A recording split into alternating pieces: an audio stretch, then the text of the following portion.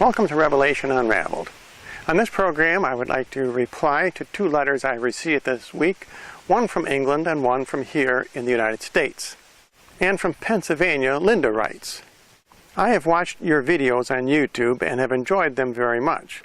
I need a question answered. Why is it that when I bring up Jesus, the rapture, or the book of Revelation, everyone in my family, except my husband and brother, tell me I am nuts? They won't bring anyone around me, because when I meet someone for the first time, I always ask if they know Jesus Christ. I don't preach, but even if they are not Catholic, I give them a rosary and instructions on how to recite the decades. Why are members of my own family embarrassed of this action? And most of them won't even listen. I'm not surprised at this, Linda, because the situation is the same in my own family.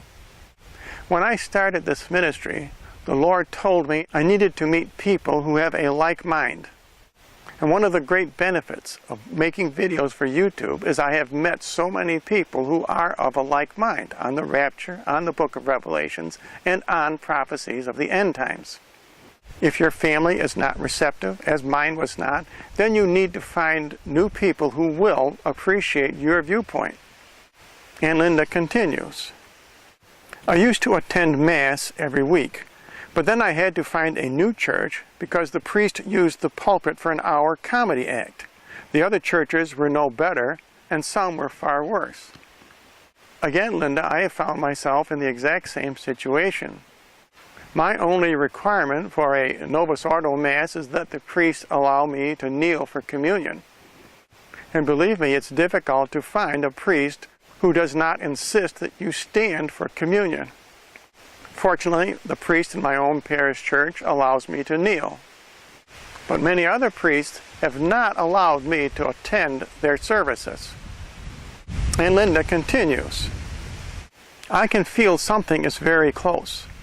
The Spirit has been talking to me a lot lately, and what he is saying is disturbing. He tells me some members of my family are not of me, and I should cut them out of my life.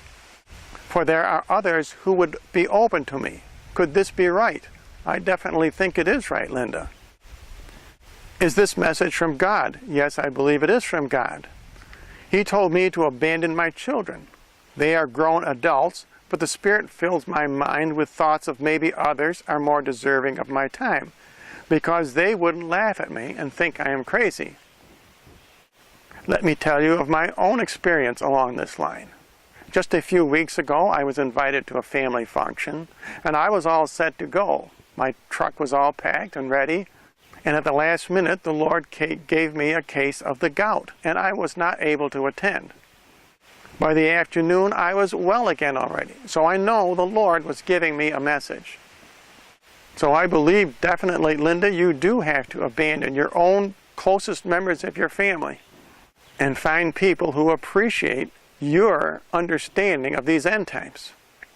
And now let me respond to a letter from London, England.